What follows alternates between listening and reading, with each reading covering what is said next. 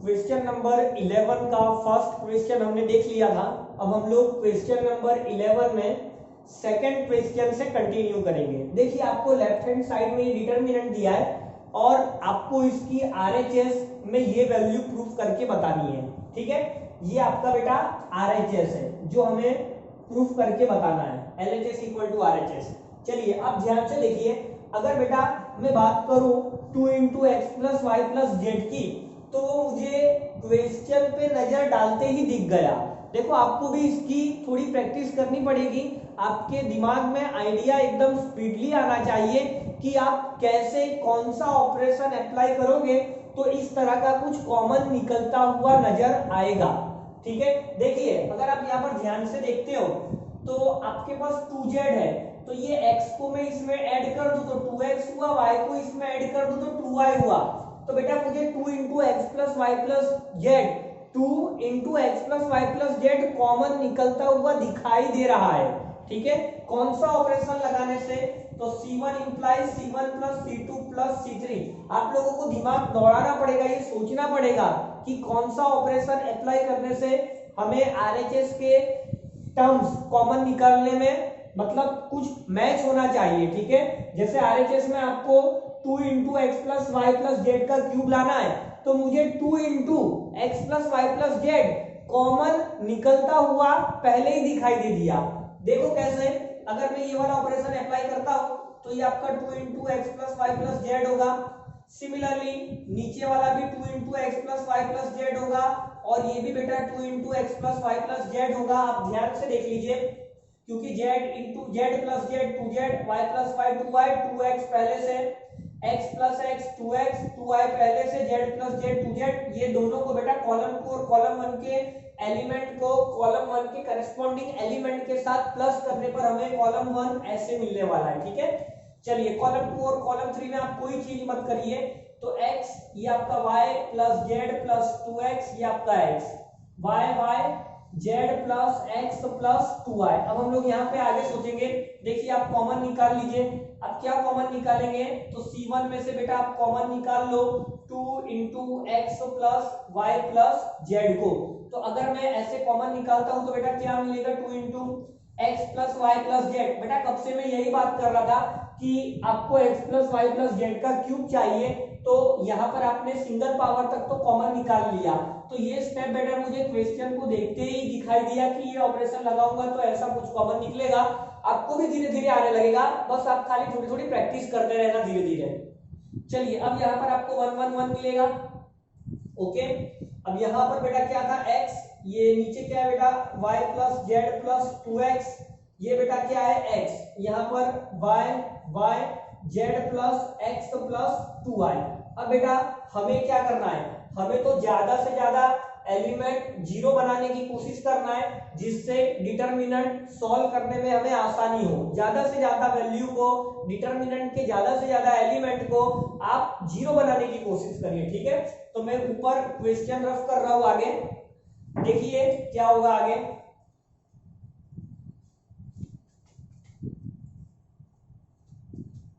चलिए अब मैं यहाँ पर क्या करूंगा बेटा, इसके बाद मैं यहाँ ऊपर से कंटिन्यू कर रहा हूं। अब आप क्या करिए, देखिए जीरो लाने के लिए मैं क्या कर सकता हूं बेटा? मैं इसको, इस 1 को जीरो बना सकता हूं और इस y को जीरो बना सकता हूं। ठीक है, आप ये वाला ऑपरेशन लगाइए ऐसा करने के लिए। r1 implies r1 minus r1 implies r1 minus r2। बेटा आप ये ऑपरेशन लगाते हो तो देखिए क्या मिलेगा? 2 into x plus y plus z आपके पास पहले से था कॉमन, ये 1 इसमें माइनस होगा तो जीरो होगा बेटा। y plus Z plus 2x ऊपर वाले में से आपको बेटा क्या करना है? देखिए आप r1 माइनस r2 कर रहे हो। ओके, r1 माइनस r2 तो 1 माइनस 1 जीरो। बेटा x में से आप y z और 2x को माइनस करोगे तो नेगेटिव नेगेटिव नेगेटिव, बट ये पॉजिटिव था तो यहाँ पर बेटा आपको minus x minus y minus z मिलेगा। ठीक है, r1 implies r1 minus r2 कर रहे हैं। आप चाहो तो ब्रैकेट में करके अंदर प्लस कर सकते हो। अब बेटा यहाँ पर देखिए आप y माइनस वाई, तो ये आपको बेटा जीरो मिलेगा। ओके, अच्छा अब मैं आगे और क्या कर सकता हूँ? अगर मैं आगे चाहूँ तो इस 1 को जीरो बना सकता हूँ, लेकिन कोई जरूरत नहीं क्योंकि आपके पास फर्स्ट रो के अंदर दो एलिमेंट जीरो मिल चुके, तो आप डायरेक्टली एक्सपांशन कर दोगे अलोंग फर्स्ट रो, तो आपका आंसर आ जाएगा, कोई दिक्कत नहीं है। ठीक है, तो मैं ज्यादा कोई ऑपरेशन आगे लगा नहीं रहा हूं। तो ये 1 y plus Z plus 2x और ये आपका y, ये 1x, ये बेटा आपका z plus x plus 2y, ये x है बेटा। ठीक है, चलिए अब आप इसे आगे सॉल्व करिए, एक्सपांशन कर दीजिए आप इसका अलोंग फर्स्ट रो। तो हम साइन जानते हैं बेटा, प्लस माइनस प्लस करना होता है, तो ये आपका 2 into x plus y plus z है। अब आप बेटा यहाँ पर ध्यान से देखिए, ये माइनस और ये माइनस प्लस होगा, मतलब आपको x plus y plus z लेना है। अब ध्यान से ये जो एलिमेंट है फर्स्ट रो में वो कैंसल, सेकंड कॉलम वो कैंसल, मतलब इसका मल्टीप्लाई इस 1 के साथ करना है, जैसे कि आप डिटरमिनेंट को एक्सपांड करना जानते हो। फिर माइनस करके बेटा 1 को y से मल्टीप्लाई करना था कुछ इस तरह से। अब आप देखिए ये 2 into x plus y plus z, ये x plus y plus z, बेटा ये वाला x पहले लिखा, फिर 2y में से y को माइनस किया, प्लस का y हुआ और ये प्लस का z हुआ। तो बेटा ये तीनों को अगर आप आपस में मल्टीप्लाई करेंगे तो आपको क्या मिलेगा, 2 into x plus y plus z whole cube. तो बेटा यही तो हमें RHS में लाना था, तो 2 times x plus y plus z whole cube, यही बेटा मेरा RHS हो गया। ठीक है, तो ज्यादा कोई बड़ी बात नहीं, क्वेश्चन एकदम आसानी है, आप इसे नोट करिए, फिर हम लोग आगे बढ़ेंगे।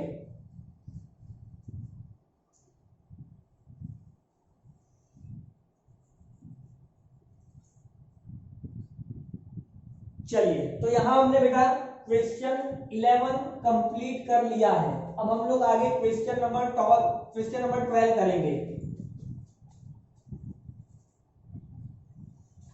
देखिए आपका क्वेश्चन नंबर 12 क्या है, तो क्वेश्चन नंबर 12 अगर आप LHS की बात करते हो तो आपको क्या दिया बेटा, 1x x स्क्वायर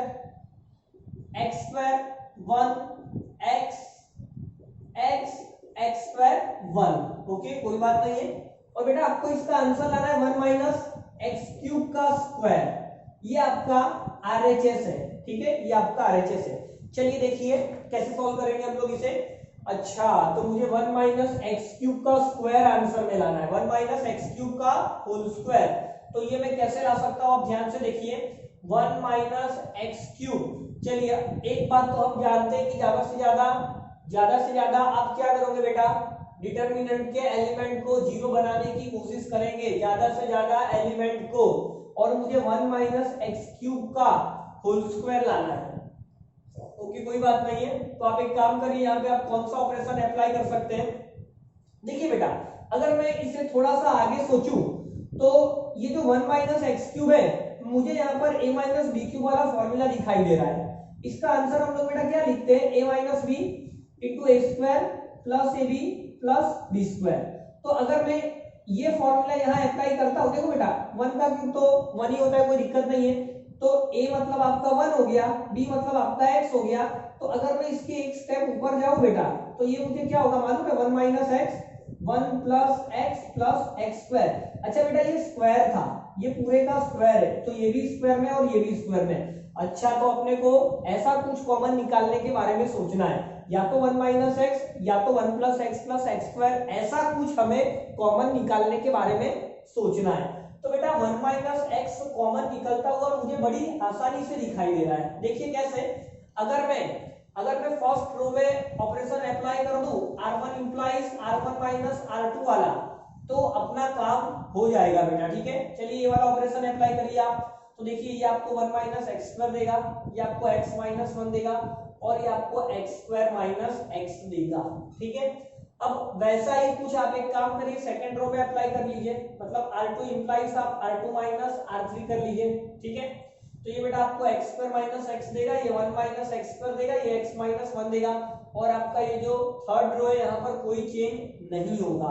अब बेटा आप फैक्टराइजेशन जानते हो, 1 माइनस एक्स स्क्वायर को आप 1 minus x into 1 plus x लिख सकते हो। अच्छा, हमें क्या चाहिए, हमें 1 माइनस एक्स चाहिए, लेकिन ये तो स्क्वायर है, आप 1 माइनस एक्स का होल स्क्वायर बोलो या x माइनस 1 का होल स्क्वायर बोलो, कोई अलग बात नहीं है, वो सेम ही है। चलिए तो मैं यहाँ पे क्या कर सकता हूँ बेटा, ये अपना x माइनस वन है, यहाँ से मैं x को कॉमन निकालूंगा तो x माइनस वन होगा।